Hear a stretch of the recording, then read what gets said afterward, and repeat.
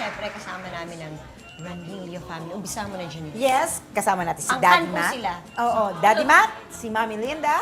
Kasama si Ate Krista, who is 19 years old. And ang bunsong si Kevin, na 16 years old. Na mas malaki. Mas malaki pa siya kay Daddy. Matt. Merry Christmas! Merry Christmas! Thank you for being here kahit na alam namin na busy na kayo mamaya pag uwi nyo dahil magluluto pa kayo ng Noche Buena. Unang tanong, anong mangyayari mamayang gabi? Tonight, yes. The usual, yung si Linda ang nagluluto sa pamilya. So kami, we help out with the cooking. Pero mostly siyang Talaga, you tatrabaho. help out, nakikihiwa ka rin. Mga ganun lang. Hihiwa talaga, Jen. Oo, nagninid ng dough. Like, ensamada. Kasi kailangan, malakas yun eh. Sa chocolate. Naniniwala pa ba sila sa Santa Claus? Ang bangit. Hindi na, hindi na. Mapunta tuloy ako dun sa malaking mama. Nakabalik ko dito. Diba? Hindi na. Ang ginagawa ba niyo sa family niyo, like sa inyo, is the same thing as what you used to do? Parang ganun din. Na-hand-me-down niya yung tradition na yun. Oo, kasi, kung hindi po nalalaman na marami, si Daddy Matt belongs to a showbiz clan. Ang Ramilio family po kasama si Tita Glo, si Tito Amado, si Lilibet, Si si Seth. Suzette, si Dandin, si Junie. Dami nyo. Ilan kayo magkakapatid ulit? 6. Konti naman pala eh. Hindi. Tsaka si Sarina. Sabi si Sarina, Sarina. hindi siya nag-artist. Hindi na, nasa States na siya. Yes! Kaya nga, nasabi ko angkan. Oo, kaya nga. Di ba? Angkan talaga sila. Kaya grabe. Pero apat, ito naman medyo conservative ng konti. 2. Gaano kagulo ang Christmas reunion? Do you have family reunions? Kunyari, parang yung whole family, pupunta kayo sa mami mo or something. Yearly, sa Ranilio, as in Ranilio yung mga kapatid Ranilio ng clan. Ranilio clan. Every year yon. Minsan pa nga pag may dumating from the States, another reunion within the year. Ang daming reunion. Minsan every other month, nagre-reunion na. Ang saya talaga? na siguro. Sawa na nga sila eh. Saya. Oh, Ang saya. yung kasama niyo sila mami, is that tonight or is that tomorrow? Tomorrow. Tomorrow. Christmas. Pero pag tonight, kayo lang. Oo, kami lang. So, magluluto, tapos sisimba, tapos open ng gifts. Tapos pintasan na, ba't ito binigay mo? Ay, May ganon. ay, masaya naman pala kayo. Paano yan? Siyempre kasi medyo dalaga na si Krista, Binata na si Kevin. Inyo pa ba sila talaga hanggang Pasko. Talaga as in tomorrow mo hanggang bukas? Yun na nga sa question inyo dun pa eh. ba? Paano ba ang setup? Pwede ba magdala ng girlfriend or boyfriend? Well, depende. Kung magdadala si Kevin ng girlfriend, tatanong muna sa girlfriend niya. Sa number 1. Payag ba si Mami? Okay lang. Meron bang mga rules na ganito? Siyempre, di nila naman pipigilan. Gusto na nila makasama kanilang mga loved ones pagka-Christmas.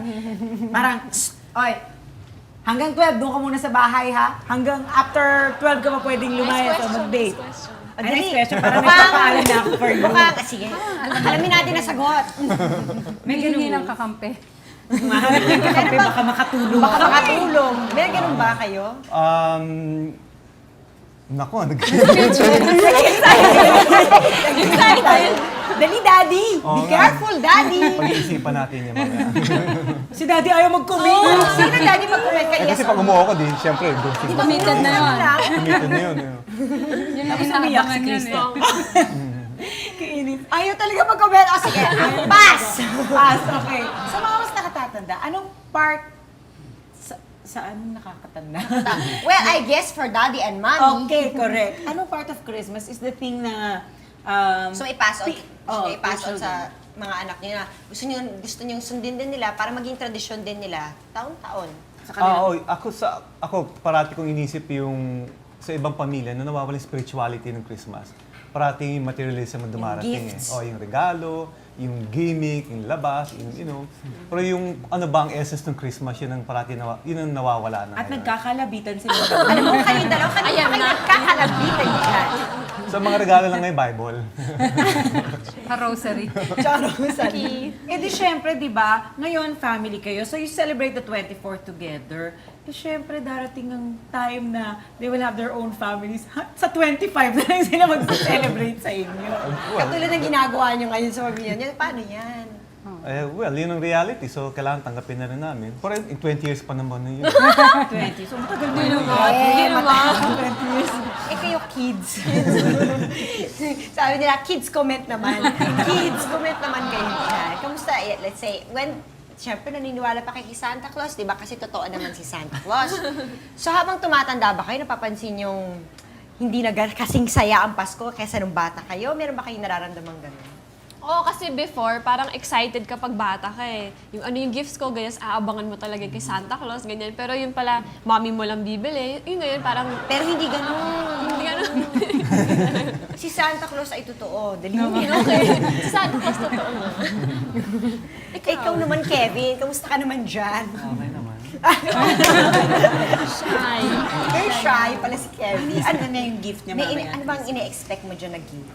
Hindi mo ako nag-expect ng gift. Okay lang kahit wala naman. Talaga, wala. Okay lang, Daddy, Mommy. Okay lang. Basta gimmick lang daw. Basta gimmick lang. Pero Ay, basta diba? gimmick Oo. lang. Gift na lang daw, sabi ni Gift na lang. Daddy. Mga gimmick eh. Paano ngayon yan? Kasi di ba, like you, Krista, you work now. So, pagdating ng Christmas, humihingi ka pa ba ng pera pang shopping mo? Pang Hindi Christmas sa mga friends mo? Or it comes from you na? Tapos meron ka na syempre yung sarili mong gift para kay mami Oh, tsaka kay it daddy. comes from me na. Kasi parang on my part, nakakahiya rin na you're earning your own money tapos hingi ka pa rin sa parents mo. Ganun. Oo nga. Ikaw mismo nagsha-shopping o ikaw lang mag-isa? Or Minsan dala-dala si nagpapasama mami? ako sa Papasama mami kay ko. mami. Eh si Kevin. Oo. Siyempre, kailangan financed pa dapat si Kevin. May sponsor. Sponsor. Sponsor ni mami, sponsor ni ate. Ate minsan. Yan, kayo ba pinagpe-perform kayo pag Pasko? Di ba usually pag may family reunion, pakakantahin ka? Nangyayari yun sa 25, Di ba? Masasayawin ka. Pinapagawa pa ba sa inyo yun? Hindi, sobrang hindi. Talaga? Is it because you come from a showbiz family already? So parang on Christmas Day, pwede ba ipahinga natin yung showbiz activity? Wala na. Kahit kami nung malilit pa kami, na Ranillo, ayaw na namin yung gano'n, parang showbiz na tayo. Kaya mga iba na lang, ibang kapamilya. So parang iba naman. Kasi actually sila mas excited na mag-perform sa harap ng mga artista, kagaya namin. Sa Mga bagay. pamangkin, oo mga nga. gano'n. Oo. Mas feel nila eh. Sa bagay, Pero tayo, Bakit kaya artista na kami, kaya hindi pinakakanta pa kayo. Hindi na matanda na tayo ng